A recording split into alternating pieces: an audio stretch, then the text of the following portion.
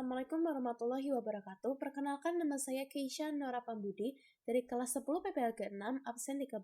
Kali ini saya akan membahas apa itu startup untuk tugas portofolio DPKA SMK Telkom Purwokerto. Kali ini saya akan membahas tentang startup dan ini adalah daftar isinya yang saya akan bahas, yaitu ada penjelasan startup, sejarah dari startup, perkembangan untuk startup itu, pendukung kerja startup, dan tidak lupa untuk menghambatnya, kekurangan dari kerja startup, pengembangan untuk bisnis startup tersebut, perencanaan startup, implementasi startup, peluang usaha di PPLG di bidang startup itu sendiri, pendiri dan model bisnis, keuntungan dan aplikasi. Untuk pendiri dan model bisnis, keuntungan aplikasi itu saya mengambil salah satu contoh dari aplikasi yang sudah terkenal. Jadi saya akan membahasnya untuk DPKA ini untuk menjadi contoh. Apa itu startup? Startup adalah perusahaan yang bekerja layaknya perusahaan pada umumnya, terdiri dari sekelompok orang menjalani kerjasama untuk menghasilkan produk yang berkualitas agar dibeli pelanggan. Jadi startup itu seperti bisnis kecil yang akhirnya membesar karena dari beberapa orang yang berkumpul menjadi satu, menjadi sebuah tim yang sangat bagus dan membuat startup tersebut. Biasanya ini untuk bagian bisnis pemula, jadi mereka berkumpul dan membuat bisnis pemula yaitu startup. Manajemen startup itu ada banyak, yaitu ada manajemen tim. Manajemen tim itu harus, karena bila tidak ada tim, tidak ada startup itu sendiri. Dan manajemen produk, setiap tim, setiap anggota di tim tersebut harus punya ide untuk produk yang akan mereka jual atau mereka kembangkan ke depannya untuk si perusahaan itu sendiri. Manajemen keuangan itu seperti, bayangkan seperti bendahara di dalam kelas. Jadi ada salah satu anggota tim yang akan memegang manajemen keuangan dan manajemen operasional tersebut. Manajemen pemasaran ini juga ada di bidang sendiri. Jadi di dalam tim tersebut kita harus membagi job desk-nya seperti tadi keuangan dan pemasaran. Manajemen penjualan itu juga termasuk dalam pemasaran, tetapi lebihnya ke bidang penjualan itu sendiri, seperti memberikan produk tersebut ke sosial media atau ke hal lainnya. Manajemen operasional teknologi itu juga harus kayak seperti membuat website dan lain-lain. Manajemen pengembangan bisnis itu semuanya juga sepertinya memegang. Manajemen risiko, manajemen perubahan. Sejarah dari startup itu sendiri yaitu perkembangan teknologi pada tahun 1998 hingga tahun 2000-an yang berawal dari fenomena.com. Startup fokus pengenalan produk dengan memberikan diskon, pemasangan iklan, dan berbagai bentuk pemasaran. Jadi sejarah startup itu sendiri lebih bertujuan untuk memasarkan produk ke dunia online secara bidang sosial media atau tidak tatap muka. Pengembangan startup itu sendiri yaitu ide inovatif yang bertujuan untuk memecahkan masalah atau memenuhi kebutuhan pasar yang belum terpenuhi. Pengembangan produk atau layanan yang sesuai, peluncuran produk diikuti oleh upaya pertumbuhan pelanggan dan ekspansi startup menghadapi berbagai tantangan seperti persaingan ketat. Tujuan akhir startup adalah menawarkan saham perdana. Faktor pendukung perkembangan startup itu ada tim yang berkualitas dan harus kerjasama. Ide inovatif itu harus, karena akan berkembangnya zaman pasti tren-tren akan berbeda pada kedepannya. Pasar yang besar, pendanaan yang cukup, itu harus pendanaan yang cukup. Jadi kita tidak mau ada kekurangan dana dan menghasilkan bangkrut. Fleksibilitas dan adaptabilitas. Kekurangan pendanaan itu seperti yang tadi, kekurangan pendanaan akan membuat kita jadi bangkrut dan akhirnya startup itu akan hilang begitu saja. Kurang keahlian dan pengalaman itu untuk ketika startup dibuat dan misalnya startup itu atau bisnis itu menjadi berkembang besar, pasti ada beberapa orang yang ingin menjadi anggota dari startup itu kan, jadi anggota bisnis itu. Nah, dalam wawancara kita harus tahu kekurangan dari orang yang ingin menjadi anggota tersebut dan pengalaman apa saja yang sudah mereka lakukan selama mereka ingin melamar di dalam pekerjaan ini. Masalah manajemen, kurang akses jaringan dan sumber daya, perubahan teknologi. Perubahan teknologi itu sangat berkembang pesat akhir-akhir ini, jadi kita tidak mau ketinggalan zaman dan tidak mau ketinggalan dengan tren-tren yang akan ada ke depannya.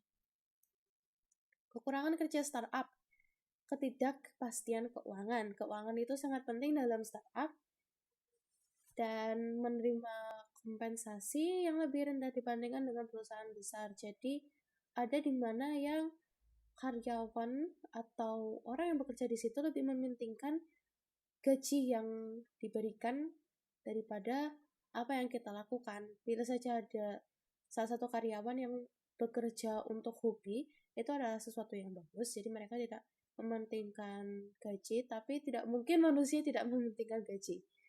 Nah, ada keterbatasan jaminan karir. Tidak dapat memberikan jaminan karir atau peluang untuk promosi yang sama. Sama seperti yang tadi, jadi itu mereka tidak ada peningkatan. Jadi kan biasanya tuh di pekerjaan pasti ada promosi pekerjaan. Jadi itu bila tidak ada tahap-tahap seperti itu, mungkin yang ingin bekerja di situ tidak akan ingin bekerja di sana karena uang itu segalanya. Waktu kerja yang panjang seringkali mengharuskan karyawan untuk bekerja lebih lama dan lebih keras. Jadi ada banyak sekali kasus di mana pekerja menjadi stres atau banyak tekanan ketika jam kerja mereka melebihi batas cukup. Seperti 20 jam per hari atau seperti itulah. Tekanan keberlanjutan, mencapai target pertumbuhan dan menghadapi persaingan ketat mengakibatkan tekanan karyawan. Seperti yang tadi, harus membuat bisnis atau startup tersebut menjadi lebih fleksibel. Perencanaan startup, ide bisnis, identifikasi dan definisikan dengan jelas. Riset pasar, melakukan penelitian pasar, permintaan atau produk atau layanan. Jadi itu riset pasar itu sering terjadi di startup ya. Jadi misalnya sebuah toko atau mungkin barang-barang yang sedang menjual sesuatu, tapi pelanggan bertanya, ada nggak yang misalnya ada nggak produk ini? Oh tidak ada, kami minta maaf, produk ini tidak ada karena kita belum menjualnya. Dan ide yang diberikan atau yang pertanyaan yang diberikan dari pelanggan tersebut bisa menjadi ide bisnis kita di kedepannya. Jadi itu misalnya kita memiliki toko pernak-pernik dan kita tidak punya pernak-pernik berbentuk bintang. Nah, pelanggan menanyakan apakah ada berbentuk bintang, jawabannya tidak. Kita harus memberikan barang tersebut untuk kedepannya agar produk tersebut ada dan pelanggan ini membelinya di situ. Pengembangan produk, lakukan pengembangan termasuk desain, pengujian, dan pengembangan prototipe. Ini juga harus ya, karena kita tidak mungkin akan menjual produk kita secara tatap muka, secara langsung di tempat. Jadi beberapa perusahaan juga yang berbisnis toko-toko tersebut menjualnya secara online melalui aplikasi online. Ada juga pemasaran, mempromosikan bisnis Anda kepada pelanggan potensial, menjangkau media sosial. Nah, seperti yang saya katakan tadi, media sosial itu sangat penting sekarang. Jadi banyak toko yang memustingkan hasil karya mereka ke dalam media sosial dan banyak sekali orang yang membelinya. Keahlian tim, susun tim kerja yang sesuai dengan kebutuhan bisnis, keahlian sesuai untuk mengembangkan. Jadi merekrut, menerima karyawan itu sesuai dengan keahlian mereka dan sesuai dengan startup yang kita kerjakan sekarang, yang kita kembangkan. Peluncuran resmi bisnis melibatkan peluncuran situs website, aplikasi, atau produk fisik. Nah, itu seperti tadi ya. Jadi ada produk yang menjualnya lewat website, aplikasi, atau secara produk langsung. Tapi bila kita punya 3 jenis tersebut, itu sangat akan lebih bagus. Implementasi startup, model bisnis. Teruskan model bisnis seperti menjual produk secara langsung atau mengandalkan iklan. Jadi beberapa aplikasi atau bisnis startup yang mengandalkan iklan. Jadi mereka itu memberikan iklan di TV atau sosial media tersebut, tidak menjualnya secara langsung di tempat. Pendanaan, mencari sumber pendanaan seperti investasi dari venture capitalist atau pendanaan. Skalabilitas, ekspansi ke pasar baru, penambahan fitur atau layanan, atau peningkatan kapasitas produksi. Pengembangan, yaitu ada melibatkan pengembangan perangkat lunak, produksi barang fisik atau penyediaan layanan.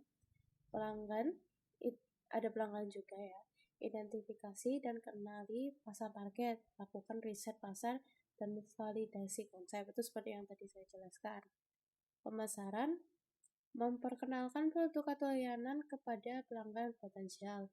Jadi saya itu lebih suka kalau misalnya ada toko yang memberikan produk baru mereka tetapi dengan tema yang sama. Peluang usaha dan PPLG. Pengembangan aplikasi mobile itu sudah banyak orang yang sudah mengembangkan aplikasi tersebut.